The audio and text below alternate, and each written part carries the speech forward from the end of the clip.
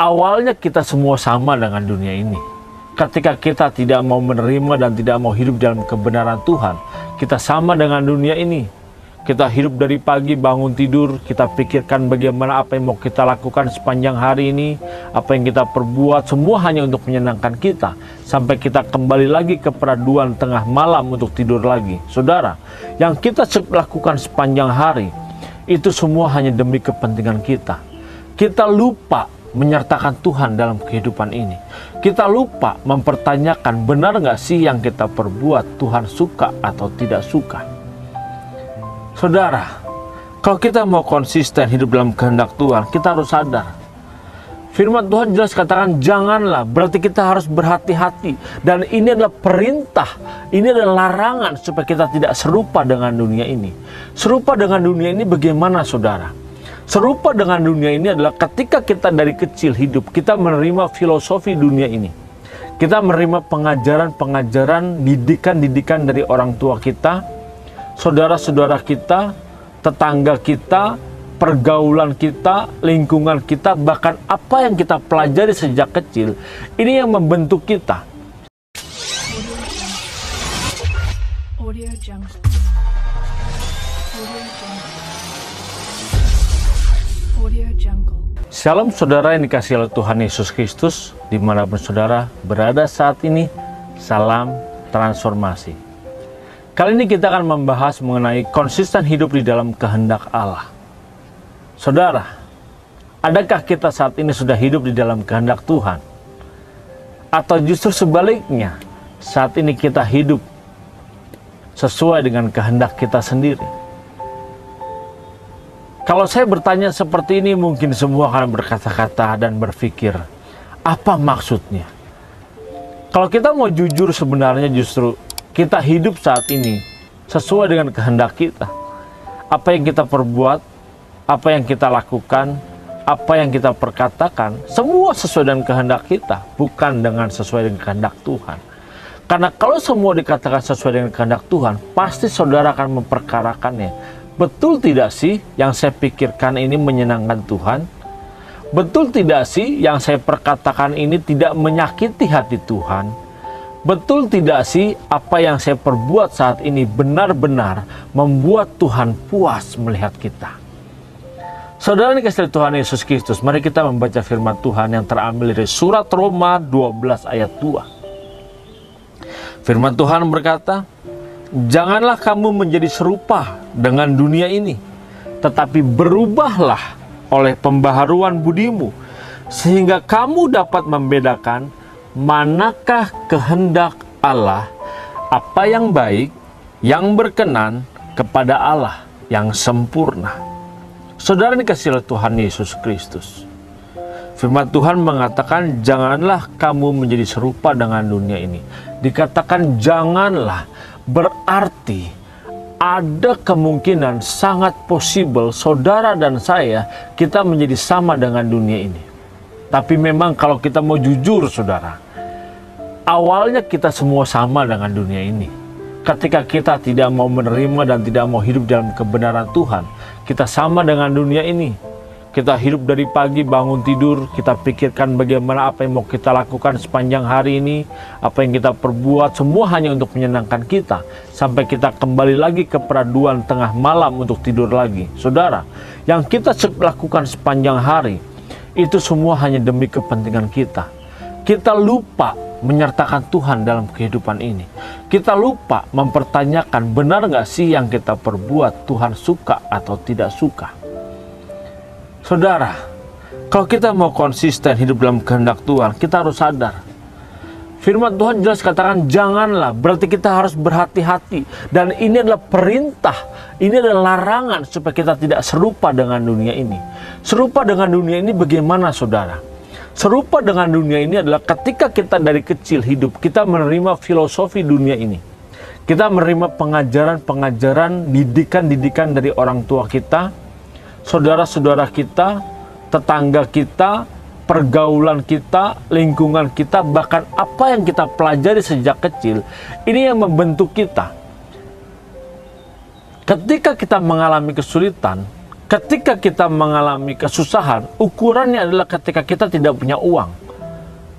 Makanya ketika kita tidak punya uang, maka akan berjuang dengan keras semampu kita, sekuat tenaga kita, supaya kita bisa menjadi orang yang kaya, orang yang berhasil, orang yang sukses.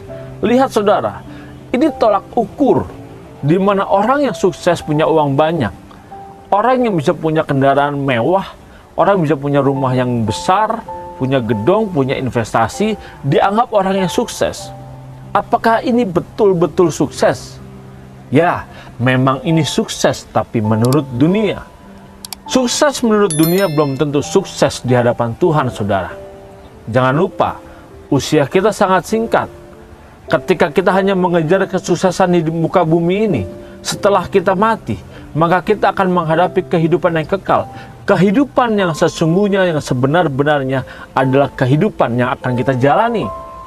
Kehidupan di muka bumi ini hanya kehidupan sementara, yang dimana kita berlatih mempersiapkan diri kita untuk masuk pada kehidupan yang sesungguhnya.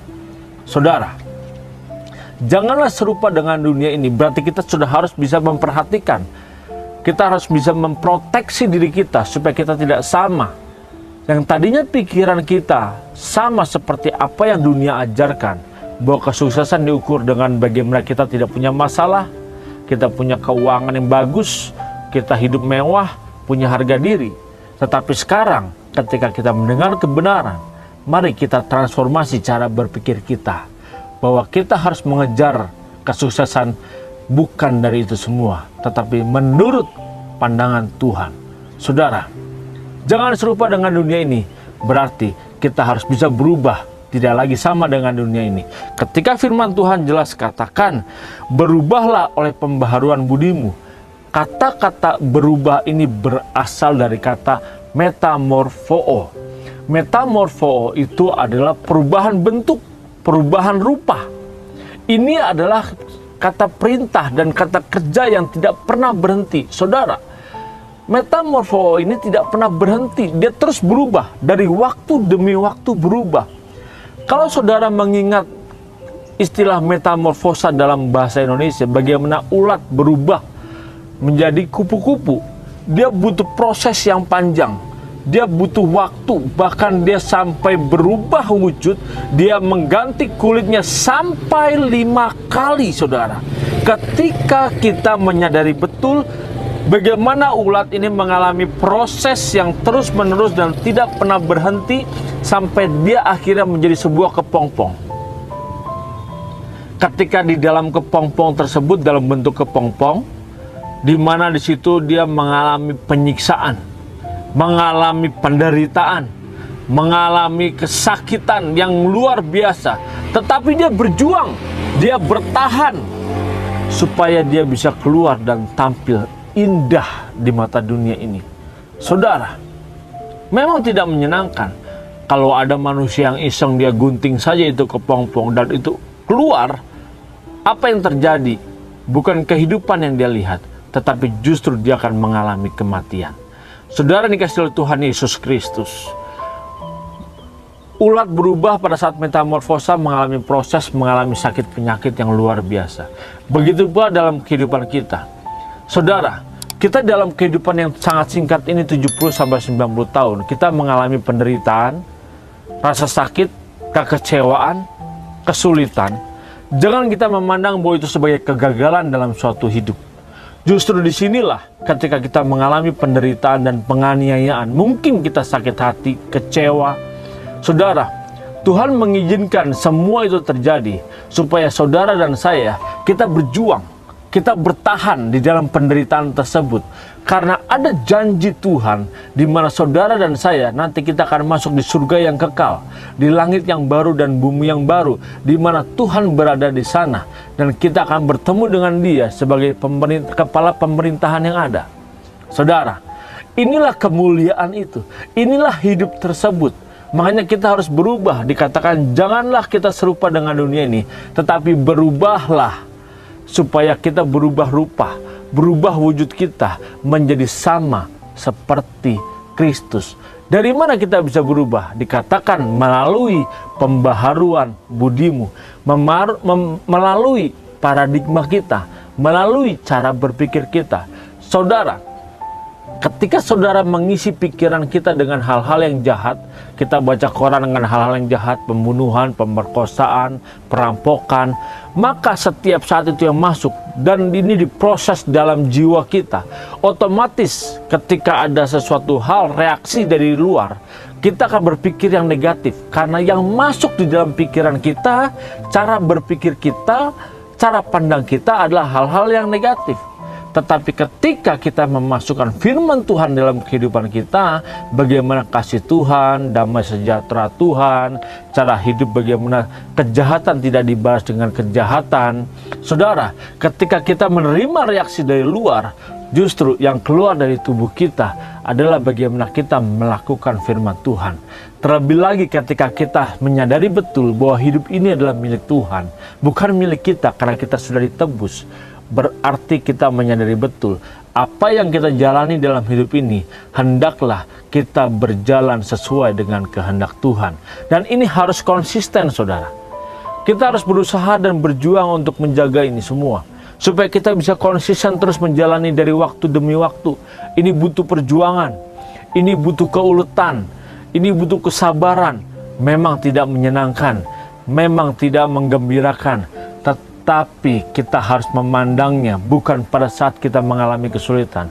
Kita memandangnya justru nanti setelah kita lewat dari segala sesuatu ini, kita menyelesaikan kehidupan kita 70 tahun di muka bumi ini, baru kita melihat kehidupan yang sesungguhnya, yang kekal selama-lamanya, yang akan kita jalani bersama di sana nanti, saudara. Saudara, untuk dapat mencapai ke sana, kita harus konsisten hidup di dalam kehendak Allah. Karena orang yang melakukan kehendak Tuhan saja yang bisa masuk di surga yang kekal, bukan yang melakukan kehendaknya sendiri. Dan butuh konsisten dalam kehidupan kita, kesabaran kita, ketekunan kita, keuletan kita, supaya kita bisa terus berjalan hidup di dalam kehendak Tuhan. Mulai hari ini, mari kita ambil sikap hidup kita untuk tetap konsisten di dalam kehendak Tuhan. Tuhan Yesus Kristus memberkati saudara. Salam transformasi.